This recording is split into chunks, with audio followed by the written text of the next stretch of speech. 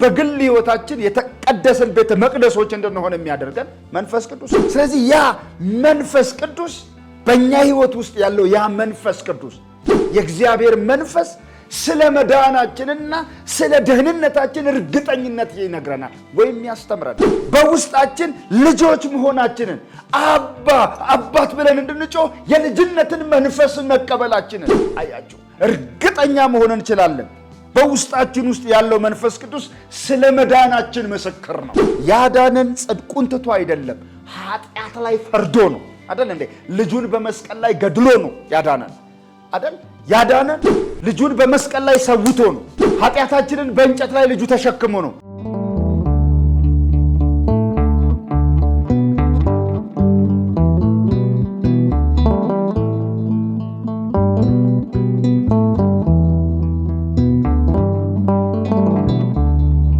በስመ አብ ወወልድ ወመንፈስ ቅዱስ አሐዱ አምላክ አሜን። የተወደዳችሁ ቅዱሳን፣ ይህ እንግዲህ ሳምንታዊ የመጽሐፍ ቅዱስ ጥናታችን ነው። እንደምታስታውሱት ባለፈው ሳምንት የሐዋርያው የጳውሎስን መልእክት ለቲቶ የጻፈውን መልእክት ነው እያየን ያለነው። መጋቢያን መልእክታት ከሚባሉት ውስጥ አንዱ የቲቶ መልእክት ነው እና ለጢሞቴዎስ የጻፈለት ሁለቱ ደብዳቤዎች አሉ። በግለሰብ ደረጃ ከተጻፉ ደብዳቤዎች ውስጥም ደግሞ አንዱ ቲቶ ነው። ሁለቱ የጢሞቴዎስ መልእክቶች እንደተጠበቁ ሆነው የፊሊሞና መልእክት ይገባል። የፊሊሞና መልእክት ለመጋቢያን የተጻፈ መልእክት ስላልሆነ መጋቢያን መልእክታት ውስጥ አይመደብም። ግን የግለሰብ ወይም ለግለሰብ ከተጻፉ ደብዳቤዎች መካከል ነው የሚመደበው። ይሄ የቲቶ መጽሐፍ የመጋቢያን መልእክትም ነው የሚባለው ይሄ መጽሐፍ ማለት ነው። ሐዋርያው ጳውሎስ ለቲቶ የጻፈውን መልእክት ባለፈው ጊዜ ወይም ባለፈው ሳምንት መግቢያውን በተወሰነ መጠን ለመካፈል ወይም ለመነጋገር ሞክረን ነበረ። እንደምታስታውሱት ባለፈው ጊዜ ስንካፈል ወይም ስንነጋገር ማን ጻፈው፣ ለምን ተጻፈ፣ ጭብጡ ምንድነው፣ መቼ ነው የተጻፈው፣ ዓመተ ምህረቱ የሚሉትን ነጥቦች ባለፈው ጊዜ አንስተናቸዋል። ዛሬም ካቆምንበት እንቀጥልና ጌታ ቢፈቅድ ወደ ምዕራፍ 1 ነው የምንዘልቀው። እስከ ቁጥር 4 ያለውን እግዚአብሔርን ቃል አነባለሁኝ። ከዛ በኋላ አከፋፈሉን ተመልክተን በቀጥታ ወደ መልእክቱ በዝርዝር እንገባለን። ጌታ የተባረከ ይሁን። አሁን ማነበው የሕያው እግዚአብሔር የአምላካችን ቃሉ ነው። የእግዚአብሔር ባሪያና የኢየሱስ ክርስቶስ ሐዋርያ የሆነ ጳውሎስ በእግዚአብሔር ለተመረጡት እምነት እንዲሆንላቸው በዘላለም ሕይወት ተስፋ እንደ አምልኮት ያለውን እውነት እንዲያውቁ የተላከ። ስለዚህም ሕይወት የማይዋሽ እግዚአብሔር ከዘላለም ዘመናት በፊት ተስፋ ሰጠ። በዘመኑም ጊዜ መድኃኒታችን እግዚአብሔር እንዳዘዘ ለእኔ አደራ በተሰጠኝ ስብከት ቃሉን ገለጠ። በሃይማኖት ኅብረት እውነተኛ ልጄ ለሚሆን ለቲቶ ከእግዚአብሔር አብ ከመድኃኒታችንም ከጌታ ከኢየሱስ ክርስቶስ ጸጋና ምሕረት ሰላምም ይሁን፣ አሜን። ጌታ የተባረከ ይሁን።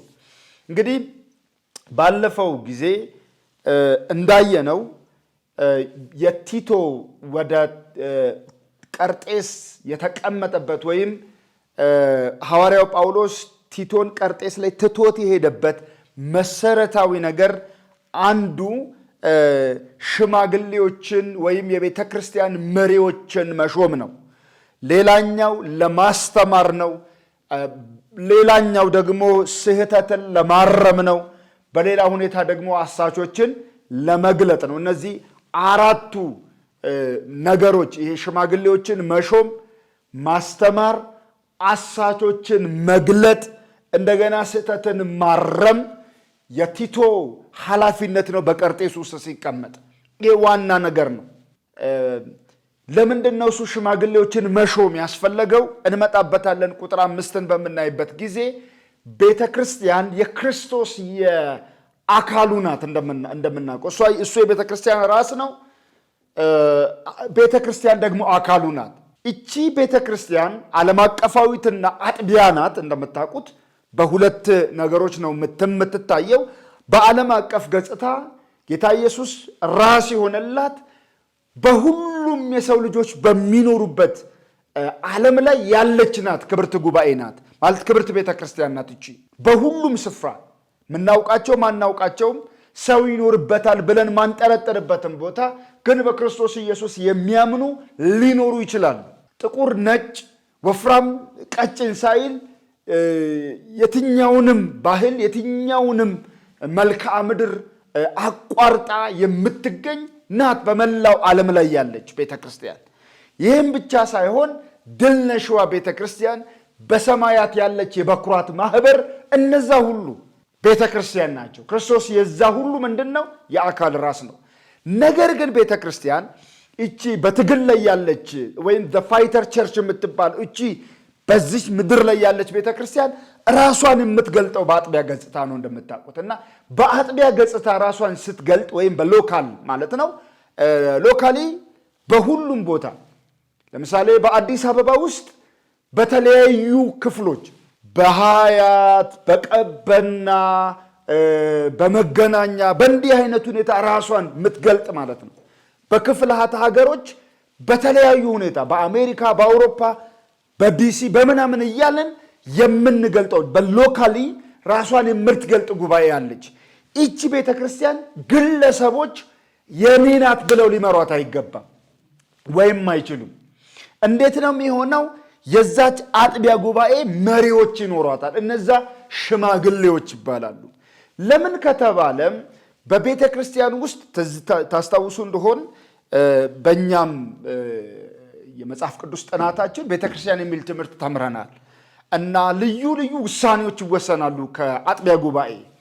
ስለዚህ ልዩ ልዩ ውሳኔዎች በሚወሰኑበት ጊዜ አንድ ሰው ነገሩን የሚወስነው ከሆነ ምን ይፈጠራል? ክፍተት ይፈጠራል፣ ኩርፊያ ይፈጠራል እና በአንድ ሰው ጭንቅላት ማሰብ፣ በአንድ ሰው አይን ማየት ይፈጠራል። ምናልባት በዚህ ውስጥ ሰው ሊቀየም ሊያዝን ይችላል።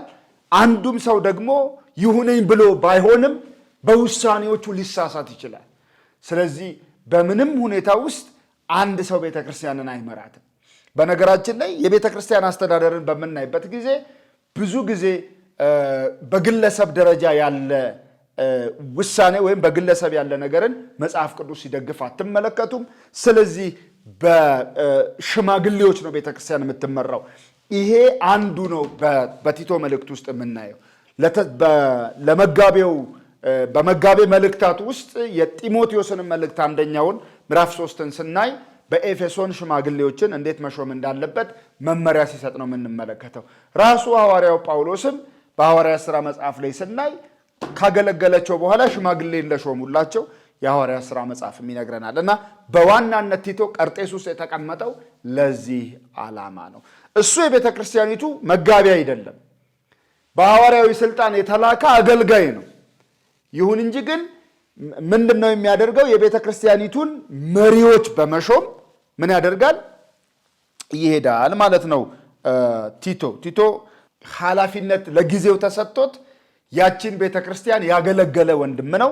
ይሄንን አገልግሎት ሲጨርስ ጳውሎስ ይጠብቀዋል። ምዕራፍ 3 ላይ ብትመለከቱ ምዕራፍ 3 ቁጥር 12 ላይ አርጢሞንን ወይም ቲቲቆስን ወደ አንተ ስልክ ወደ ኒቆጵልዮን ወደ እኔ እንድትመጣ ትጋ ይለዋል። እና ለጊዜው ነው እዚህ ያለው።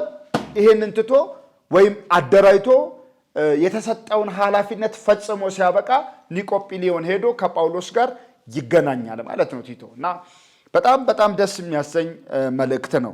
አከፋፈሉን ነው ዛሬ የምንመለከተው። አከፋፈሎቹን ማየት እንችላለን። ለምሳሌ በአምስት ዋና ዋና ክፍሎች ልንከፍለው እንችላለን። በውስጡ በጣም ብዙ ነገሮችን እናገኛለን። የመጀመሪያው ነገር መግቢያና ሰላምታን ይሰጣል ጳውሎስ። መግቢያ አለው፣ ሰላምታ ይሰጣል። መግቢያው ከሌሎቹ መግቢያዎች እጅግ ዘለግ ያለና በጣም በስነ መለኮት የታጨቀ መግቢያ ነው የሚያደርገው። ይሄ ከቁጥር 1 እስከ ቁጥር 4 ድረስ ምዕራፍ 1 ላይ ይይዛል። በዚህ ውስጥ የላኪውን ማንነትና ተቀባዩንና ሰላምታውን ይሰጣል ጳውሎስ። የላኪውን ማንነት ይናገራል። ለምሳሌ የእግዚአብሔር ባሪያ የኢየሱስ ክርስቶስ ሐዋርያ የሆነ ጳውሎስ ብሎ የላኪውን ማንነት ይናገራል። ቁጥር 4 ላይ ደግሞ ብትመለከቱ በሃይማኖት ህብረት እውነተኛ ልጄ ለሚሆን ለቲቶ ብሎ ተቀባዩን ይናገራል። እንደገና ጸጋና ሰላም ይሁንልህ ብሎ ሰላምታ ይሰጣል። በመሃል ግን በጣም የታጨቁ የሥነ መለኮት እውነቶች አሉ፣ እንመጣበታለን። በሁለተኛ ደረጃ የምናየው የቤተ ክርስቲያን ሽማግሌዎችን ሹመት ነው። ከቁጥር 5 ጀምሮ እስከ ቁጥር 9 ያለውን ያካልላል። ይሄ እስከ ቁጥር 9 ድረስ ያለውን ያካልላል። በዚህ ውስጥ በቀርጤስ ቲቶ የተተወበትን ምክንያት ይናገራል። ለምን ምክንያት ነው ቀርጤስ ውስጥ የተተወው? ምንድነው የሚለው? ቁጥር 5 ላይ በዚህ ምክንያት የቀረውን እንድታደራጅ በየከተማውም እኔ አንተን እንዳዘዝኩ። አያችሁ፣ ሽማግሌዎችን እንድትሾም በቀርጤስ ተውሁ። በቀርጤስ ለምንድን ነው ትቶት የሄደው ጳውሎስ? አብረው እያገለገሉ እንደሆነ እንገምታለን። ነገር ግን ቀርጤስ ውስጥ ጳውሎስ ቲቶን ቀርጤስ ውስጥ ትቶት የሄደበት ምክንያት እንድታደራጅ በየከተማው ሁሉ እኔ አንተን እንዳዘዝኩ ሽማግሌዎችን እንድትሾም ነው። ምናልባት የቀርጤስ ጉባኤ አንዲት አጥቢያ ጉባኤ ብቻ ላትሆን ትችላለች። በየከተማው ስለሚለው ብዙ ከተሞች በዛች ደሴት ውስጥ ሊኖሩ ይችላሉ። ይሁን እንጂ በዚህ ውስጥ ግን ቲቶ የተተወው እንዲያደራጅና ሽማግሌዎችን ምን እንዲል ነው? እንዲሾም ነው። ከቁጥር 6 ጀምሮ ግን የምናየው ለቤተ ክርስቲያን ሽማግሌ የሚሆኑ እነዚህ የቤተ ክርስቲያን ሽማግሌዎች መስፈርቱ ምንድን ነው የሚለው። ምንድን ነው መስፈርቱ? የሚጠበቅባቸው ምንድን ነው የሚለውን ያሳያል። ምን ሲያሟሉ ነው የቤተ ክርስቲያን ሽማግሌ መሆን የሚችሉት? እሱን ይነግረናል በዚህ ክፍል ውስጥ ማለት ነው። በሶስተኛ ደረጃ የምናየው የሐሰተኛ አስተማሪዎችን የሚመለከት ነገር ነግሮታል። ከቁጥር 10 እስከ ቁጥር 16 ድረስ የሚሸፍነው ይሄንን ነው። የሐሰተኛ አስተማሪዎች በዚህ ውስጥ ባህሪያቸው ተገልጧል። እስከ ቁጥር 12 ድረስ ባህሪያቸው ምን ይመስላል? ለምሳሌ የማይታዘዙ፣ ከንቱ የሚናገሩ፣ የሚያታልሉ ተብለዋል። ይሄ ባህሪያቸው ነው፣ እንመጣበታለን። የማይታዘዙ ናቸው፣ ከንቱ የሚናገሩ ናቸው፣ እንደገና የሚያታልሉ ናቸው፣ ቤቶችን በሞላው የሚገለብጡም ናቸው ተብሎላቸዋል። እነዚህ ስለ ነውረኛ ረብ የማይገባውን የሚመኙ ናቸው። ነውረኛ ረብ ማለት ጤናማ ያልሆነ ጥቅም፣ የማይገባቸውን ጥቅም የሚያጋብሱ፣ ለማይገባቸው ጥቅም ብለው ቤቶችን ምን የሚያደርጉ ናቸው? የሚገለብጡ ናቸው። እነዚህ ይህንን የሐሰተኛ አስተማሪዎችን ማንነት ባህሪ ይናገራል። ይሄ ብቻ ሳይሆን ስህተት የሰሩትን መውቀስና አፋቸውን ማዘጋት ይገባል ብሎታል። እንደነዚህ አይነቱን ዝም ብሎ በቸልታ መመልከት አይቻልም። እውነት ስፍራዋን እስካልያዘች ድረስ ሐሰት መግነኗ የማይቀር ነው። እውነት ስፍራዋ ላይ እስካልተቀመጠች ድረስ ሐሰት መጥቶ በእውነት ወንበር ላይ ተቀምጦ እኔ ልበይን፣ እኔ ልፍረድ ማለቱ አይቀርም። ስለዚህ አያችሁ፣ በአዋቂዎች ዝምታ አላዋቂዎች ሀገር ያፈርሳሉ እንደሚባለው በእውነት አለመነገር ውሸት ገኖ ይወጣል። ስለዚህ እነዚህን አፋቸውን መዝጋት ይገባል ይለዋል። በጣም የነዚህ ሰዎች ባህሪ እንግዲህ የገዛ ራሳቸው ነብይ ሆነው ሰው ምን አይነት ባህሪ እንዳላቸው ከተናገረ በኋላ እንደነዚህ አይነቱን አለ አፋቸውን ማዘጋት ይገባል፣ እንዲህ በቸልታ ሊታለፉ አይገባም ነው የሚለው። ቁጥር 13 እና 14 ብናይ ስለዚህ ምክንያት የአይሁድን ተረት ከእውነት ፈቀቅ የሚሉትን ትእዛዝ ሳያዳምጡ በሃይማኖት ጤናማዎች እንዲሆኑ በብርቱ ምን በላቸው? ውቀሳቸው። መወቀስ፣ መታረም፣ መገሰጽ፣ ወደ መስመር መግባት አለባቸው። እንደነዚህ አይነቶቹ እንትን እያሉ በቃ እንደፈለጋቸው እየፋነኑ እንዲኖሩ መፍቀድ የለም። መውቀስ ብቻ ሳይሆን አፋቸውንም ማዘጋት ይገባልና። ቁጥር 11 ላይ ነው ቤቶችን በሞላው ስለሚገለብጡ አፋቸውን ማዘጋት ይገባል የሚለውን እናገኛለን። እነዚህን መውቀስ፣ አፍ ማዘጋት በጣም አስፈላጊ ነው። በዝርዝር በኋላ ላይ እንመጣበታለን። ሌላኛው የስህተት ባህሪን በተመለከተ የሚናገር ነው። የስተት ባህሪ እዚህ የሐሰተኛ አስተማሪዎች የስተት ባህሪ ምንድነው? መመዘኛቸው ወይም ማመዛዘኛቸው የተበላሸባቸው ሰዎች ናቸው። እንግዲህ ሚዛኑ ከተበላሸ ከሚዛኑ በኋላ ያለው ነገር ምን ይሆናል? ይበላሻል። እንደምታውቁት አይደለም? ይበላሻል። ለምሳሌ እህቶች ታውቃላችሁ፣ ዱቄት ለምሳሌ እህል የሚፈጭበት ቤት ውስጥ አይደል እንደ ወፍጮ ቤት ብትሄዱ ምን ይሆናል? ሽርክት ያጋጥማል። እና ይሄ የሚፈጨው ድንጋዩ ከተበላሸ የሚወጣው ዱቄት ምን ሊሆን አይችልም? የለሰለሰ ሊሆን አይችልም፣ ወይንም ደግሞ የላመ ሊሆን አይችልም፣ ሽርክት ይሆናል። ምክንያቱ ምንድን ነው? ያ ድንጋዩ ተበላሽቷል። በአንድ መፈተሻ ማሽን ውስጥ እያለፈ አንድ ሰው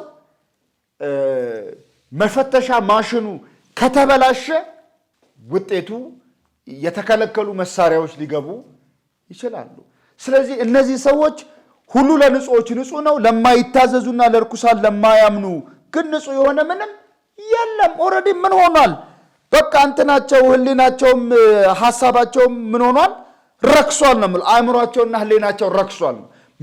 እንትኑ ራሱ መመዘኛው ተበላሽቷል። ብዙ ሰው የስተት ትምህርትን ትክክለኛ ከሆነ ትምህርት መለየት ሲያቅተው እንትኑ ተበላሽቷል። በቃ ጤናማ የሆነውን ጤናማ ካልሆነ ነገር መለየት የሚችልበት እንትን ተበላሽቷል።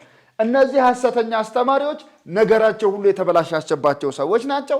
አፋዊ አማኞች ናቸው። እግዚአብሔር እንዲያውቁ በግልጥ ይናገሩ እንጂ በተግባር ግን ምን የሚሉት ናቸው? የሚክዱት ናቸው። የሐሰተኛ አስተማሪዎች ጠባይ ይሄ ነው። ይሄ በሶስተኛው ክፍል ውስጥ የምንመለከተው ነው። አራተኛ ላይ የምናየው የአማኞችን ባህሪ ነው። በተለይ በምዕራፍ 2 እና በምዕራፍ 3 ውስጥ ይሄንን እናገኛለን። በምዕራፍ 2 ውስጥ የምናገኘው አማኞች በቤተ ክርስቲያን ውስጥ ሊኖራቸው የሚገባውን ነው የምናገኘው። በምዕራፍ 3 ውስጥ ደግሞ አማኞች በማህበረሰብ መካከል ወይም በህዝቡ መካከል ሲመላለሱ ሊኖራቸው የሚገባውን የህይወት ምልልስ ነው የምናየው። የአማኞች ኃላፊነት በቤተ ክርስቲያንና የአማኞች ኃላፊነት በየት በውጪ ባሉት ዘንድ ማለት ነው። በውጪ ባሉት ዘንድ በዚህ ውስጥ ለምሳሌ በምዕራፍ 3 ውስጥ በምናይበት ጊዜ በቅደም ተከተል በሚመስል መልኩ ተቀምጧል። አንደኛ ላይ የተቀመጠው የአማኝ ኃላፊነት ራሱ ቲቶ ነው። ቲቶን ምን ይለዋል? ህይወት በሚገኝበት ትምህርት ወይም ህይወት ለሚገኝበት ትምህርት የሚገባውን ተናገር ወይም እርግጠኛውን ነገር ተናገር፣ ተገቢውን ንግግር ተናገር ይለዋል። እንደገና ደግሞ የሚያሙ ሰዎች የሚያሙበት ነገር እንዳያገኙ ቁጥር 7 እና 8 ምዕራፍ 2 የሚቃወም ሰው ስለኛ የሚናገረውን መጥፎ ነገር ሲያጣ እንዲያፍር በነገር ሁሉ መልካም በማድረግህ ምሳሌ የሚሆን ራስን ምን አድርግ ነው የሚለው? አሳይ ነው የሚለው። ስለዚህ በትምህርት ደህንነትን፣ ጭምትነትን፣ ጤናማና የማይነቀፍ ንግግርን ግለጥ ይለዋል። ቲቶ ራሱን መግለጥ ያለበት እንዴት ነው? በአጥቢያ ጉባኤ ውስጥ ሲኖር እንደ አስተማሪ እንደ ሐዋርያዊ ስልጣን ተሰጥቶት ወይም በተልእኮ የመጣ ሰው እንደመሆኑ መጠን ምን አይነት ህይወት ሊያሳይ ይገባል? ይሄ ይነገረዋል። የአማኝ ኃላፊነት ነው። በተግባርም በንግግርም ተመሳሳይ ሰውነትን መግለጥ በጣም ያስፈልጋል። አንዳንድ ጊዜ የሚያታልለን ነገር ምንድን ነው? ጉባኤ ላይ መድረክ ላይ ቀሚስ ስንለብስ ሌላ ነን፣ ውጪ ደግሞ ሻይ ስንጠጣ ቤት ውስጥ ከትዳር አጋሮቻችን ጋርና ከልጆቻችን ጋር ሌላ ነን። ይሄ በጣም አስፈላጊ ነው። ነጠላ ለብሰን ለአምልኮ ስንሰበሰብ ወይም ለአምልኮ ለመዘመር ስንሄድ በቃ ጌታ ኢየሱስ በጣም ጥሩ ነው። ይሁን እንጂ ግን በሌላ ሁኔታ በጓደኞቻችንና በስራ ባልደረቦቻችን ዘንድ ደግሞ ሌላ ጠባይ ነው ያለን እና አማኝ በቤተ ክርስቲያን ውስጥ ሊኖረው የሚገባው ነገር እንደገና በውጭ ሊኖረው የሚገባው ጠባይ በዚህ ሰፍሯል። ሌላው በዕድሜ ቅደም ተከተል የሰፈረ ነው።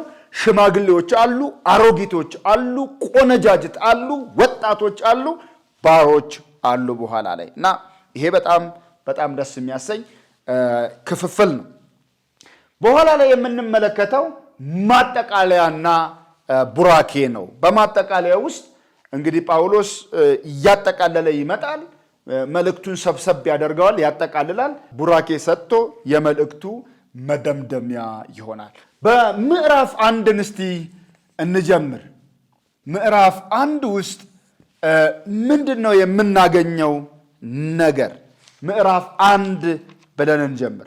ይሄ እንግዲህ መግቢያው ነው። ባለፈው እንዳልነው ወይም ቅድም እንደተነጋገርነው መግቢያ ነው። በመግቢያ ውስጥ ጳውሎስ የሚያነሳቸውን ነገሮች እንመልከት። አንደኛው ባሪያ ነው። ሁለተኛው ሐዋርያ ነው። እንግዲህ ወንድማችን ሐዋርያው ጳውሎስ ለቲቶ መልእክቱን ሲጽፍለት መጀመሪያ ምን ይላል? የእግዚአብሔር ባሪያና የኢየሱስ ክርስቶስ ሐዋርያ። በጣም ደስ ያሰኛል። የእግዚአብሔር ባሪያ የኢየሱስ ክርስቶስ ምንድነው ነው የሚለው? ሐዋርያ ነኝ የሚለው። ይሄ ሁለቱ ምን ማለት ነው? መግቢያውን ሲጀምር በዚህ መጀመር ለምን አስፈለገው? የተወደዳችሁ ቅዱሳን፣ ይሄ ጳውሎስ ደብዳቤውን በጻፈበት ዘመን የሮማን ኢምፓየር ወይም ደግሞ ሮማውያን ዓለምን በብዛት ይገዙ የነበረበትና መንገዶች ሁሉ ወደ ሮም ያቀናሉ የሚለው ብሂል የተነገረበት ዘመን ነው። ስለዚህ ባርነት ይሄ መልእክት ለሚጻፍላቸው ለነዚህ የግሪክ ባህል ተጽዕኖ ላለባቸው በሮም መንግስት ውስጥ በባርነት ለሚገዙ ለቀርጤስ ቅዱሳን ምን ማለት ነው ይሄ ባሪያ ማለት? ለራሱ ደግሞ ለቲቶ ባሪያ የኢየሱስ ክርስቶስ ባሪያ ነኝ የሚለው አገላለጽ ምን ትርጉም ይሰጠዋል? በጣም ሴንስ እንድናደርገው ፈልጋለሁ ዛሬ። የተወደዳችሁ ቅዱሳን፣ ባሪያ የሚለው ቃል አቻ ትርጉሙ አገልጋይ ማለት ቢሆንም ሰራተኛ ማለት ግን አይደለም። ባሪያ ልክ ነው፣ አገልጋይ ነው፣ ግን ሰራተኛ ማለት አይደለም። ሰራተኛ ማለት አይደለም። ለምንድን ነው ይህንን የምትለው ኤርምያስ ካላችሁኝ፣ ልዩነቱን ላስረዳችሁ ስለምፈልግ ነው። ይኸውላችሁ ሰራተኛ ማለት በጉልበቱ የሚሰራ ፕሮፌሽን የሆነ ሊሆን ይችላል። ሰዓቱንና ጊዜውን ዕውቀቱን የሸጠ ሊሆን ይችላል። አዎ ጉልበቱን፣ ሰዓቱን፣ ጊዜውን ሁሉ ሰጥቷል፣ ተቀጥሯል። ይሁን እንጂ ግን ካልተስማማው ትቶ ይወጣል። ምክንያቱም ምንድን ነው? ሰራተኛ ነው። ባሪያ ነኝ ሲለው የእግዚአብሔር ባሪያ ነኝ ማለት ሰራተኛ ነኝ ማለት አይደለም። ይልቁንም ደግሞ ምን እያለው ነው? አገልጋይ ነኝ እያለ ነው። አገልጋይ የሚለው አሁንም አገልጋይ አማራጭ ሲያጣ ወይም ሲያኮርፍ ወይም የተሻለ ነገር ሲያገኝ ትቶ የሚሄድ አይደለም። ምክንያቱም ሁለት ነገር አለ። ባሪያ ማለት ለእግዚአብሔር ያለውን ፍጹም ታዛዥነትና መገዛት የሚያመለክት ቃል ነው። እንደምታውቁት በእግዚአብሔር ቃል ውስጥ ባሪያ በገንዘብ ሊገዛ ይችላል፣ በምርኮ ወይም በጦርነት ሊገኝ ይችላል፣ ወይም ከባሪያ ቤተሰብ በመወለድ ሰው ባሪያ ሊሆን ይችላል። ይሁን እንጂ ግን ራሱ ባርነት በሁለት ክፍሎች ከፍለን ልንመለከተው እንችላለን። ራሱ ይሄ ባሪያ የሚለውን ቃል በራሱ በግሪክ ወይም በሮማውያን አስተሳሰብ፣ ሁለተኛው ደግሞ በአይሁድ፣ በሁለቱ አስተሳሰብ ልንረዳው እንችላለን። ባሪያ የሚለውን ቃል ምን ማለት ነው? ይሄ ባርነት በእስራኤል በአይሁድ አስተሳሰብ ውስጥ ባሪያ ምን ማለት እንደሆነ ልንገራችሁ። ባሪያ ልክ ቅድም እንዳልነው ለምሳሌ ነፃ እስኪወጣ ድረስ የራሱ ፈቃድ የሌለው፣ ነፃነት የሌለው፣ መብት የሌለው፣ ሰዎች የሚያዙትን ወይም መመሪያ የሚሰጡትን ነገር የሚያደርግ ነው። በእስራኤልም ልክ ነው። በእስራኤል ውስጥ ባርነት በጦርነት ከባሪያ በመወለድ ወይም በመገዛት ወይም ሄዶ በመግዛት ሊያገኙት ይችላሉ። ይሁን እንጂ ግን ባሪያ በእስራኤል አንጻራዊ መብት አለው። ለምሳሌ በዘጸአት ምዕራፍ 20 ቁጥር 10 ላይ ብንመለከት፣ ዘጸአት ምዕራፍ 20 ቁጥር 10 ላይ በምንመለከትበት ጊዜ ባሪያ ለምሳሌ ምንድነው ካልን በሳምንት አንድ ቀን እረፍት አለው። በአይሁድ አስተሳሰብ ማለት ነው። በሳምንት አንድ ቀን ክፍሉ እንደዚህ ይነበባል። ቁጥር 10 እንደዚህ ይላል፣ የሰንበትን ቀን ትቀድሰው ዘንድ አስብ፣ በ6 ቀን ሥራ ተግባርንም ሁሉ አድርግ፣ ሰባተኛው ቀን ግን ለእግዚአብሔር ለአምላክ ሰንበት ነው። አንተ ወንድ ልጅህ፣ ሴት ልጅህ፣ ሎሌህ፣ አያችሁ ባሪያህ ማለት ነው፣ ገረድህም ሴቷ ማለት ናት፣ ከብትህም በደጆች ውስጥ ያለ እንግዳ በእርሱ ምንም ሥራ አትስሩ። ስለዚህ ሰባተኛዋ ቀን የምንድናት? የረፍት ቀን ናት። አያችሁ በእስራኤላውያን አስተሳሰብ ወይም በአይሁድ አምላካዊ መመሪያ ውስጥ በሳምንት አንድ ቀን የማረፍ መብት አለው ባሪያ። በግሪክ እንመጣበታለን ወይም በሮማውያን አመለካከት እንመጣበታለን። ለምሳሌ በአንድ ሰው ባሪያውን ያለ አግባብ ቢመታ ወይም ቢበድለው እና ይሄንን የሚፈርዱ ሽማግሌዎች ጥፋት መሆኑን ቢያረጋግጡ ያለ አግባብ ለተመታበት ወይም ያለ አግባብ ለተሰደበበት ለዚያ ምን ያገኛል? ነፃነትን ይጎናጸፋል። እንደዚህ ይነበባል የእግዚአብሔር ቃል ዘጸአት ምዕራፍ 21 ቁጥር 26 ላይ ልንመለከት እንችላለን። ሰውም ይለናል የእግዚአብሔር ቃል፣ ሰውም የባሪያውን ወይም የባሪያይቱን ዓይን ቢመታ ቢያጠፋውም ስለ ዓይኑ አርነት ያውጣው። የባሪያውም ወይም የባሪያይቱን ጥርስ ቢሰብር ስለ ጥርሱ አርነት ወይም ነፃነት ያውጣው ይላል። ሕጉ ይፈቅድለታል። በቃ ተናዶ ሊሆን ይችላል፣ ምንም ሊሆን ይችላል። ጌታው ባሪያውን ቢመታው በቃ ነፃነት ይሰጠዋል። ስለተሰበረው ጥርሱ፣ ስለጠፋው ዓይኑ ምትክ ነፃነትን ይጎናጸፋል። ይሄ በአይሁድ አምላካዊ መመሪያ ውስጥ ያለ ነው በአይሁዳውያን። ይሄ ብቻ አይደለም። ዕብራዊ ባሪያም ልክ 7 ዓመት ከሰራ በኋላ ይኸውላችሁ ዕብራዊ ባሪያ 7 ዓመት ሰርቶ ልክ 6 ዓመት ይሰራና በሰባተኛው ዓመት ነፃነት ይወጣል። 6 ዓመት ይሰራና በሰባተኛው ዓመት ምን ያገኛል? ነፃነት ያገኛል። ነፃነት ይጎናጸፋል። ሰባተኛው ዓመት ታውቃላችሁ፣ ምድርም አይታረስባትም። ከቀን ሰባተኛው ቀን ከዓመት ሰባተኛው ዓመት የነፃነት ቀን ነው እንደምታውቁት። ምድርም በሰባተኛው ዓመት አትታረስም። ልክ 6 ዓመት ያገለገለ ባሪያው በሰባተኛው ዓመት ከጌታው ነፃ ይወጣል። ነፃ ሲወጣ ግን ዝም ብሎ አይደለም ነፃ የሚወጣው፣ መቋቋሚያ ተሰጥቶት ነው ነፃ የሚወጣው። ዝም ብሎ ሂድ ነፃነት ውጣ ምናምን አይደለም። ላገለገለበት ለ7 ዓመት ደህና አድርጎ መቋቋሚያው ይዞ ይወጣል። ምናልባት ያሰሩ የመንግስት ተቋማት ሊሆኑ ይችላሉ፣ ወይም የግለሰብ ድርጅቶች ሊሆኑ ይችላሉ። አንድ ሰው ይህን ያህል ዓመት አገልግሎ ከለቀቀ በኋላ እንትን ይሰጠዋል ይባላል አይደለም? የሆነ መቋቋሚያ ነገር ከዚህ ከመጽሐፍ ቅዱስ የተቀዳ ነው የሚመስለኝ። ዘዳግም ምን ይላል የእግዚአብሔር ቃል?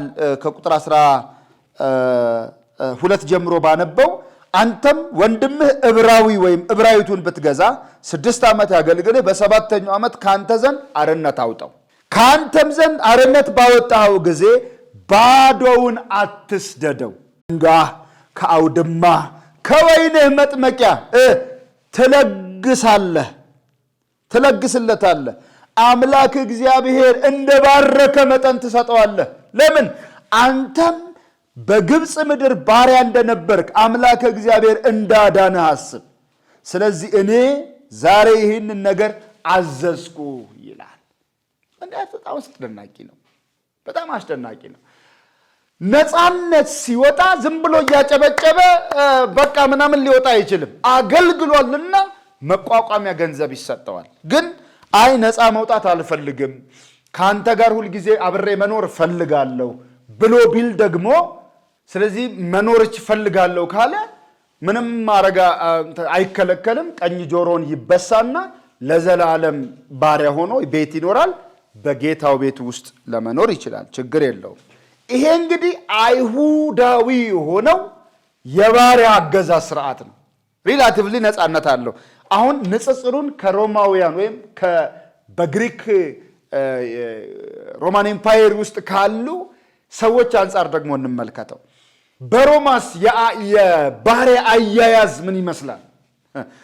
በሮም አሕዛብ ባሮችን አሕዛባውያን ማለት ነው ባሮችን እንደ ተንቀሳቃሽ ዕቃ ነው የሚቆጥሯቸው። እንደ ተንቀሳቃሽ ዕቃ ነው የሚቆጥሯቸው። በሮማ ማለት ይኸውላችሁ በዚህ በሮማውያን አስተሳሰብ ባሪያ ማለት ይኸውላችሁ የሚተነፍስ ዕቃ ማለት ነው። የሚተነፍስ ዕቃ ነው። የሚተነፍስ ዕቃ ነው። ምን አለህ ሲባል ወንበር፣ ጠረጴዛ፣ ቴሌቪዥን ምን ብሎ እንደሚያስተዋውቅ ሰው ማለት ነው። ምን አለህ ሲባል ባሪያ አለኝ ብሎ እንደ ንብረት ነው የሚያስተዋውቀው። ይሄ በሮማን ኢምፓየር ውስጥ የታወቀ ነው። ምን ያደርጋሉ? አንድ ባሪያን ገበያ ሄደው ሲገዙት ወይም ሲማርኩት የነሱ ባሪያ መሆኑ ከተረጋገጠ ምን ያደርጋሉ? ሰውነቱ ላይ የጋለ ብረት፣ ያ የጋለ ብረት የጌታው ስም ያለበት ነው። የጌታው ስም ያለበት ነው። ገላው ላይ ወይም እጁ ላይ ወይም የሚታይ የሰውነት ክፍሉ ላይ ያንን የጋለ ብረት ይነቅሱታል። የትም ቢያመልጥ ያ ስም አለ እሱ ላይ። ስለዚህ የትም መንቀሳቀስ አይችልም። ታስታውሱ እንደሆነ ሐዋርያው ጳውሎስ የገላትያ መልእክትን ሲጽፍ ማንም አያድክመኝ ይልና እኔ ማኅተቡን በሥጋዬ ላይ ተሸክሜዋለሁ ይላል። ክፍሉን ላንብበው። የገላትያ መጽሐፍ ላይ ምዕራፍ 6 ቁጥር 17 ላይ እኔ የኢየሱስን ማኅተብ በሥጋዬ ተሸክሜዋለሁና ከእንግዲህ ወዲህ አንድስ እንኳ አያድክመኝ ይላል። ምን ማለት ነው? ይሄ ማለት ተነቅሼዋለሁ ነው የጌታዬን። ጳውሎስ ንቅሳት የተነቀሰ ወይም ታቶ ያሰራ ሰው ነው ማለት አይደለም። ግን በሚያልፍበት ጊዜ የተደበደበው፣ በድንጋይ የተወገረው፣ በጅራፍ የተገረፈው፣ ሰዎች በቦክስ የመቱት፣ የተቧጨረ ፊቱ፣ የተላላጠ ሰውነቱ አለ። ያንን እንደ ማኅተብ ነው የሚቆጥረው። እንደ ሮማዊ ባሪያ ተነቅሻለሁ ነው የሚለው። ስለዚህ ባሪያ ነኝ የሚለው ከዚህ አንጻር ነው። ጳውሎስ ባሪያ ነኝ ይላል። ባርነት በዚያን ዘመን በጣም የሚጠላ ቃል። ምንም በሮማውያን አስተሳሰብ ውስጥ ባርነት በጣም የሚጸየፉት ነገር ነው። በጣም የሚጸየፉት ነው። ጳውሎስ ግን በሮሜ መልእክት በቲቶም መልእክት ውስጥ የእግዚአብሔር ባሪያ እንደሆነ አጽንዖት በመስጠት ይናገራል። የእግዚአብሔር ባሪያ ነኝ። በሌላ ሁኔታ የኔ የምለው መብት የሌለኝ ሙሉ ለሙሉ የተገዛው የጌታ ነኝ ይላል። የተወደዳችሁ ቅዱሳን እኛም ብንሆን የክርስቶስ ኢየሱስ የሆንን የእግዚአብሔር ባሮች ነን። ልክ ነው። እኛም በደም ተገዝተናል። ይሁን እንጂ ግን ዋጋችን ክብሩ የክርስቶስ ኢየሱስ ደም ነው። ክብር ለጌታ ይሁን። የክርስቶስ ኢየሱስ ደም የኛ ዋጋ ነው። ተገዝተን ግን ምን ሆነናል? ባሮች ሆነናል። የራሳችን የሆነ መብት የሌለን፣ ሁለንተናችንን ለሱ ፈቃድ አሳልፈን የሰጠን እግዚአብሔር የተባረከ ይሁን። አገልጋይ ልውጣ ብሎ አይወጣም አይደል እንዴ? በቃ እንደ ሰራተኛው እንደዚህ ሰራተኛ በቃ ኮንትራቴን ጨርሻለሁ አይልም። የሁል ጊዜ ነው፣ የዘላለም ነው። በሮማውያን አስተሳሰብ ውስጥ 7 ዓመት 6 ዓመት ሰርቶ በሰባተኛው ነፃ ወጣለሁ ብሎ ነገር የለም። በሮማን አስተሳሰብ ውስጥ ባርነት የዘላለም ነው። ስለዚህ እኔ ለዘላለም ምንድን ነኝ? ባሪያ ነኝ ነው የሚለው። ተወዳጆች ሆይ አዎ እኛ በክርስቶስ ኢየሱስ ደም የተገዛ የእግዚአብሔር ባሮች ነን። ጌታ የተባረከ ይሁን። እንዴት ደስ ያሰኛል ይሄ! አያችሁ፣ ጨቋኝ አይደለም አምላካችን፣ የፍቅር አምላክ ነው። በረሃብ የሚያንገላታ አይደለም፣ የጥጋብ አምላክ ነው። አዎ የሚገርፍ የሚያሰቃይ አይደለም፣ የሚያሳርፍ አምላክ ነው። የሱ ባሮች ነን። ጌታ የተባረከ ይሁን። ሁለተኛ ላይ የሚያነሳው እኔ የክርስቶስ ኢየሱስ ሐዋርያ ነኝ ነው የሚለው። የክርስቶስ ኢየሱስ ሐዋርያ ነኝ። ሐዋርያ ማለት መልእክት ያለው መልእክተኛ ማለት ነው። መልእክተኛ ማለት ነው። መልእክት ያለው መልእክተኛ የሐዋርያነት ማስረጃውን በተለይ በገላትያ መጽሐፍ ላይ አንስቷል። ራሱ ነው የጠራኝ ይላል። ኢየሱስን አይቼዋለሁ ይላል። ለኔ የተመረጠ ምርጥ ዕቃ ነው ተብሎ ነው የተጠራው። ስለዚህ የክርስቶስ ኢየሱስ ሐዋርያ ነኝ፣ መልእክት ያለው መልእክተኛ ነኝ ይላል። ይሄ መልእክቱ ምንድን ነው? የጳውሎስ መልእክት ምንድን ነው? ከእግዚአብሔር ዘንድ ለኢየሱስ ክርስቶስ መልእክተኛ ለመሆን የተሾመው ሐዋርያ የአገልግሎቱ ዓላማ እምነቱን ለሌሎች ማካፈል ነው። ወይም የመልእክቱ ዓላማ የዘላለም ደህንነት ያለበትን የምስራች መስጠት ነው። ወንጌል መስበክ ነው። ይሄ ነው። ይሄ የተሰጠን በዘላለም ሕይወት ተስፋ እርግጠኝነት ያለበትን ቃል መናገር ነው ዓላማው። ይሄንን እንግዲህ ለተመረጡ እምነት እንዲሆንላቸው በዘላለም ሕይወት ተስፋ እንደ አምልኮት ያለውን ዕውቀት እንዲያውቁ የተላከ ይላል ጳውሎስ። በዘላለም ሕይወት ተስፋ እንደ አምልኮት ያለውን እውነት እንዲያውቁ የተላከ ነው ጳውሎስ። እንዴት? በእግዚአብሔር ለተመረጡት እምነት እንዲሆንላቸው። በእግዚአብሔር ለተመረጡት እምነት እንዲሆንላቸው በዘላለም ሕይወት ተስፋም እንደ አምልኮት ያለውን እውነት ለመገዛት የሚሆነውን እውነት እንዲያውቁ ምን ያለ ነው ጳውሎስ? የተላከ ነው። ክብር ለጌታ ይሁን። ጳውሎስ የክርስቶስ ኢየሱስ ሐዋርያ ነኝ ብሎናል። ሐዋርያነቱን ደግሞ ሲነግረን በእግዚአብሔር ለተመረጡት እምነት እንዲሆንላቸው በዘላለም ሕይወት ተስፋ እንደ አምልኮት ያለውን እውነት እንዲያውቁ የተላከ ነው። ስለዚህ ሕይወት የማይዋሽ እግዚአብሔር ነው ይላል። አንዱ ጳውሎስ የሚሰብከው የዘላለም ሕይወት ተስፋ እርግጠኝነትን ነው የሚሰብከው። ይሄ በምን አንዳንድ ሰው ይመጣል ለዘላለም ሕይወት ተስፋ ለወንጌል ለምትነግረኝ የምስራች ወንጌል ለዘላለም ሕይወት ተስፋ እርግጠኝነት አለው ዋስትና አለው ብሎ ይጠይቃል። እንዴት ነው እርግጠኛ መሆን የምንችለው? ማለት እርግጠኝነታችንን እንዴት ማግኘት እንችላለን? ምንድነው እርግጠኛ የሚያደርገን ነገር? እኔ 3 ነገርን እርግጠኛ ያደርገናል ብዬ ከእግዚአብሔር ቃል ቀድቼ ላካፍላችሁ ፈልጋለሁ። ለዘላለም ሕይወት ተስፋ አንደኛ በእግዚአብሔር ቃል መተማመን ነው። በእግዚአብሔር ቃል በመተማመን በእግዚአብሔር ቃል በመተማመን ሁለተኛው በመንፈስ ቅዱስ፣ ሶስተኛው ወንድሞችን በመውደድ ለዘላለም ሕይወት ተስፋ በእነዚህ በሶስቱ እርግጠኛ መሆን እንችላለን። አንድ በአንድ እስቲ እንመልከታቸው።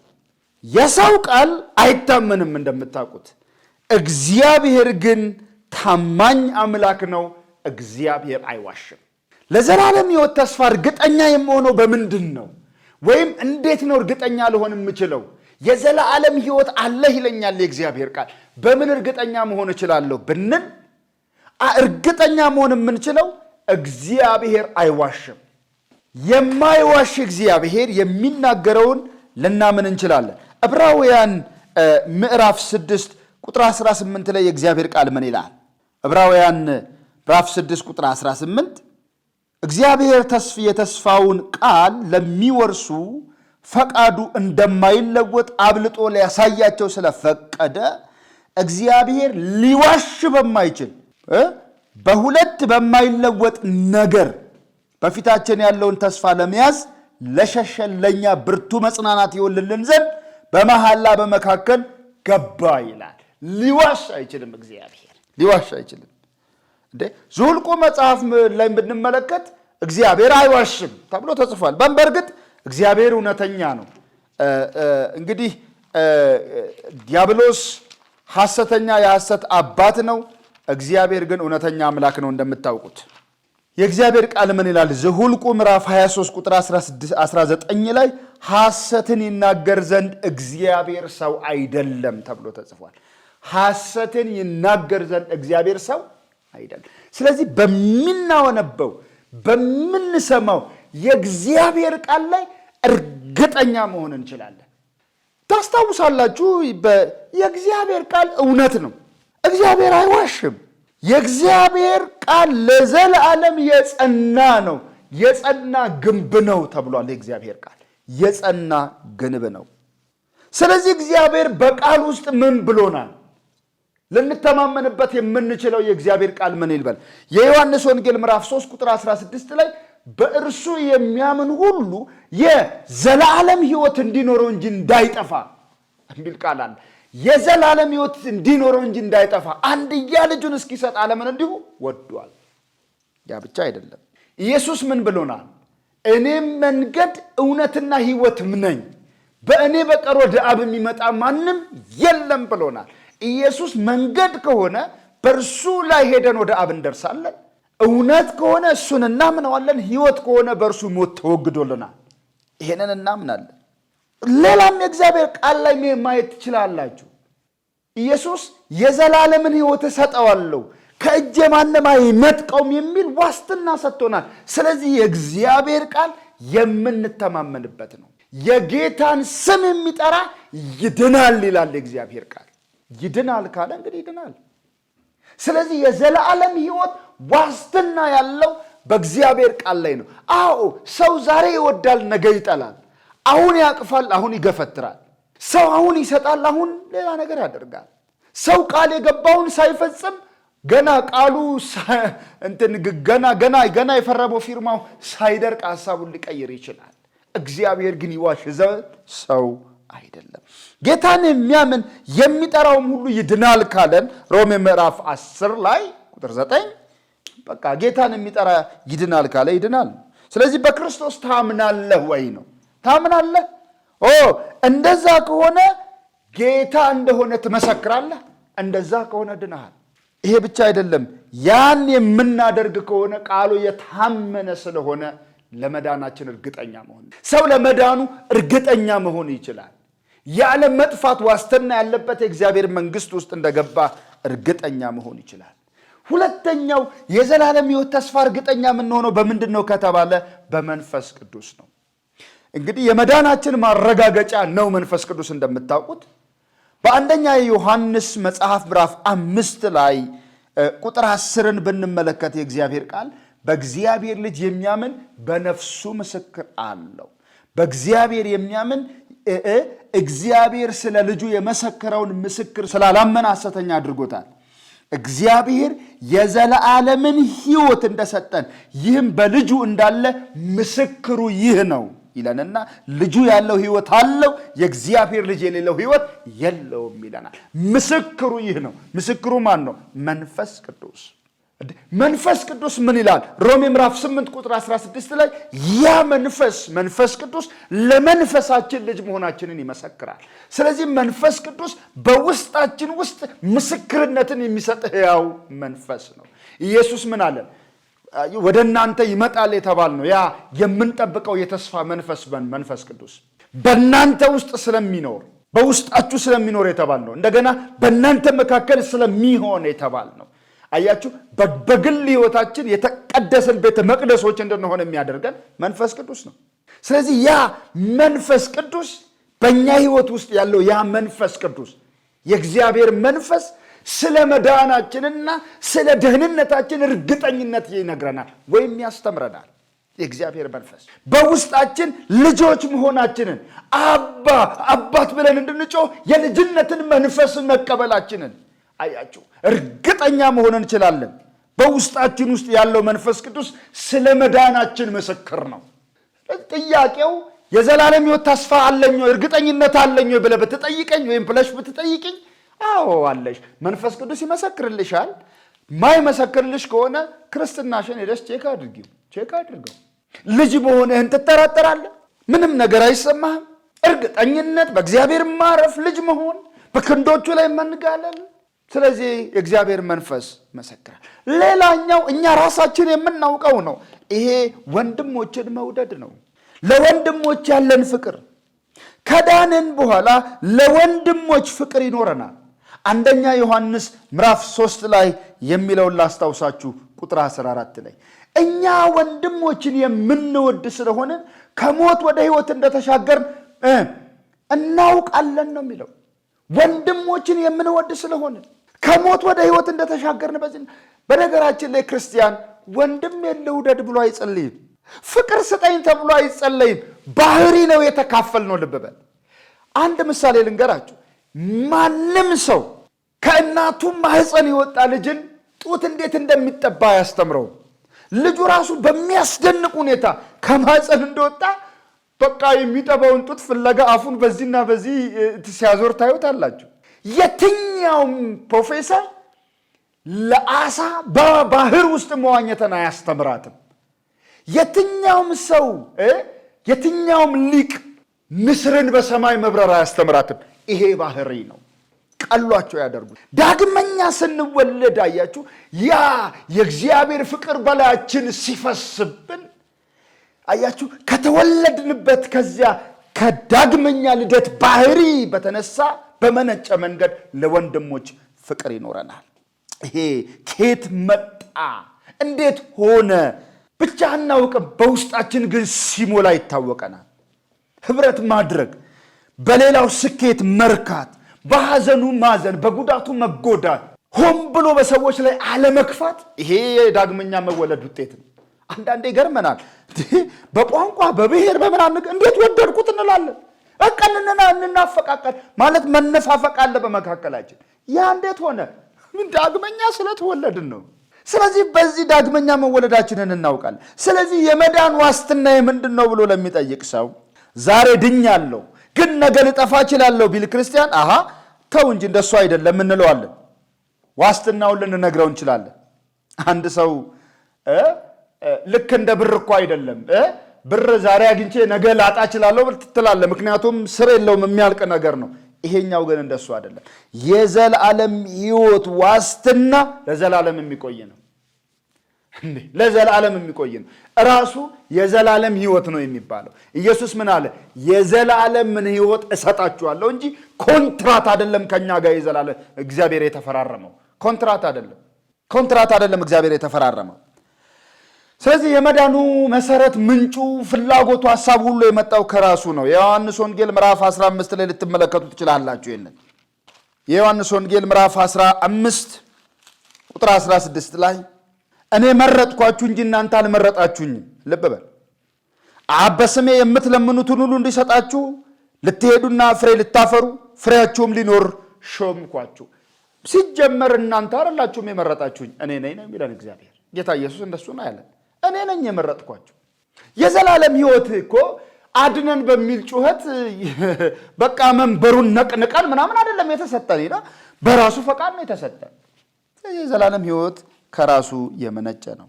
ደህንነት የሰው ሐሳብ አይደለም፣ ራሱ እግዚአብሔር ያሰበው ነው። ኤፌሶን ምዕራፍ 1 ላይም ብትመለከቱት ምዕራፍ 2 ላይ እንመጣበታለን። ምዕራፍ 1 ቁጥር 4 ላይ ምንድን ነው የሚለን? ዓለም ሳይፈጠር በፊቱ ቅዱሳንና ነውር የሌለን በፍቅር እንሆን ዘንድ በክርስቶስ መረጠን ነው የሚለው። እንትኑ መራጩ ራሱ ጌታ እግዚአብሔር እንጂ እኛ አይደለንም። ስለዚህ ሊያድነን የፈለገው እሱ ራሱ ነው። እኛ እኮ በበደላችንና በኃጢአታችን ምክንያት ሙታን ነበር። በእነርሱም በዚህ ዓለም እንዳለው ኑሮ ፈቃድ ለማይታዘዘው መንፈስ አለቃ ገባሪዎችና ተገዦች ባሮች ነበር። ነገር ግን ራሱ እግዚአብሔር ምንድን ያደረገው? ከወደደን ከትልቅ ፍቅሩ የተነሳ በበደላችንና በኃጢአታችን ሙታን ሆነን እያለን ከልጁ ጋር ሕይወት ሰጠን። ሞተን ነው ሕይወት የሰጠን። ስለዚህ የዘላለም ሕይወት ዋስትና እርግጠኝነት አለው። ልትተማመን ትችላለህ። ልናርፍ እንችላለን በዚህ ሕያው በሆነው የእግዚአብሔር ቃል። ልጁ በብዙ ወንድሞቹ መካከል በኩር ይሆን ዘንድ አስቀድሞ ያወቃቸው የልጁን መልክ እንዲመስሉ አስቀድሞ ምናል ወስኗል ተብሏል። ይሄንን ያደረገው ጌታ ነው አስቀድሞ። ስለዚህ መዳን ራሱ ወደ መዳን ሲያመጣን እኛን ጠብቆ ማቆየት የራሱ ሐሳብ ነው። ምክንያቱም የእግዚአብሔር ማዳን ዘለዓለማዊ ነው። ከሰዎች ጋር እግዚአብሔር ለጊዜው የገባው ኮንትራት የለም እና ዋስትናው የእግዚአብሔር ጸጋ ነው። የእግዚአብሔር ፍቅር ነው። ዘላለማዊ ነው። ዋስትን ነው። እርግጠኛ ልንሆን እንችላለን በዚህ።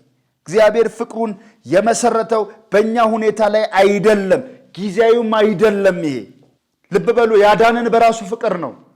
እንዴ ኤርምያስ ምዕራፍ 31 ታስታውሳላችሁ? ቁጥር 31 ላይ እኔ በፈቃዴ እመራቸዋለሁ፣ እኔ የድንጋይን ልብ አወጣለሁ፣ የሥጋ ልብ ገጥምላቸዋለሁ፣ እኔ አምላክ ሆናቸዋለሁ፣ እነርሱ ሕዝቤ ይሆኑኛል። እኔ ሁሉንም ነገር ራሱ ነው ኃላፊነት የወሰደው በእኛ ሕይወት ዙሪያ።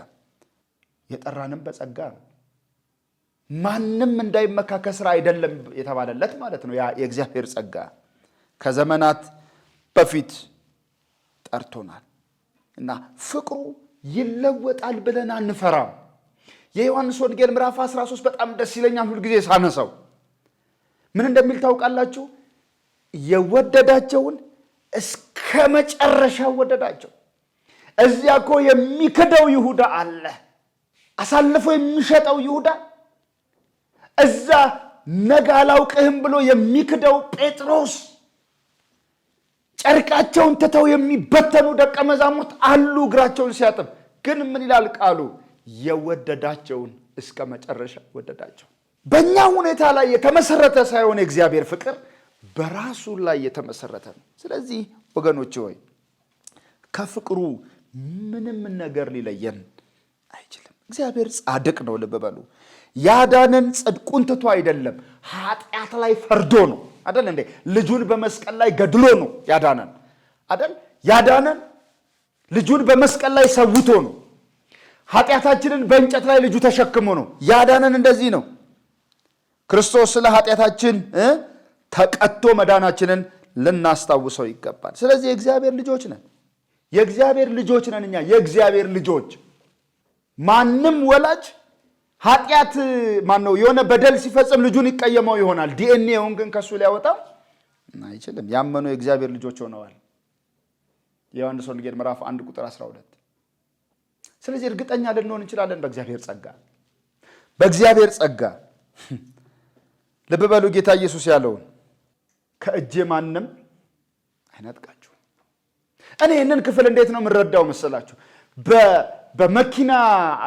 በመኪና መንገድ ላይ ልጄን ይዤ እየሄድኩኝ ልጄ ራሱ ከእጅህ አምልጬ እወጣለሁ ቢለኝ ምን አደርጋለሁ? ልጄን እንቅ አድርጌ እጁን ይዘዋለሁ፣ አስፋልቱን አሻቅረዋለሁ። ከሚመጣ መኪና ብቻ ሳይሆን ከልጄም ጉልበት፣ ልጄም ራሱ ቢፈልግ ከልጄ ፍላጎት ጭምር ነው ይጠብቀዋል። ከኔ ይልቅ እግዚአብሔር አባት ነው። ሊተወኝ አይችልም፣ ሊለቀኝ አይችልም። የዮሐንስ ወንጌል ምዕራፍ 10 በጣም አስደናቂ የሆነ የእግዚአብሔር ቃል እሱን ነው የሚነግረን። ቁጥር 28 ላይ እኔ የዘላለምን ሕይወት እሰጣችኋለሁ ብቻ ሳይሆን የዮሐንስ ወንጌል ምዕራፍ 10 ላንብበው ተወዳጆች። በጎቼ ድምፄን ይሰማሉ፣ እኔም አውቃቸዋለሁ ይላል። ቁጥር 27 ላይ ይከተሉኛም፣ እኔም የዘላለምን ሕይወት እሰጣቸዋለሁ፣ ለዘላለም አይጠፉም፣ ከእጄም ማንም አይነጥቃቸውም። የሰጠኝ አባቴ ከሁሉ ይበልጣል፣ ከአባቴም እጅ ሊነጥቃቸው ማንም አይችልም። እኔና አብ አንድ ነን። ማንም። ተወዳጆች ሆይ ስለዚህ በሁለት ጠንካራ እጆች የተያዝን መሆናችንን እናውቃለን። እኔ ጳውሎስ እስከ ኢየሱስ ክርስቶስ መምጣት ድረስ ይጠብቀኛል ይላል አይደል እንዴ? ራሱን በተመለከተ ይጠብቀኛል፣ እስከ ኢየሱስ ክርስቶስ መምጣት ድረስ ይጠብቀኛል። ያም ብቻ አይደለም። ጴጥሮስ ምንድን ነው የሚለው? ምዕራፍ 1 ላይ የጴጥሮስ መልእክት እኮ ብትመለከቱ ምዕራፍ 1 እንደዚህ ይላል፣ በመጨረሻው ዘመን ይገለጥ ዘንድ ለተዘጋጀ መዳን በእምነት በእግዚአብሔር ኃይል ለተጠበቃችሁ። ማንም ሰው ለዘላለም ሕይወት እርግጠኝነት የራሱን ጉልበት ዋስትና ማድረግ አይችልም።